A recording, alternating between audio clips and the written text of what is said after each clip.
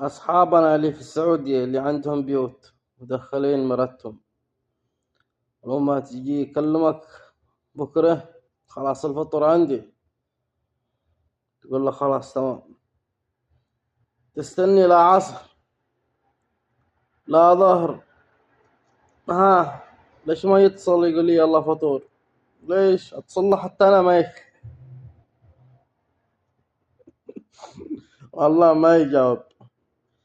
يعني قدروا يكون قدر واحد صاحبك اخوك كما معكم بيوت. الله يسعدكم يا اصحاب البلاد، لان اكل المطاعم في السعودية ما هيش تمام، ولو مع واحد بيوت قد بيروح عند صاحبه قد بيفعل اجر حتى في رمضان.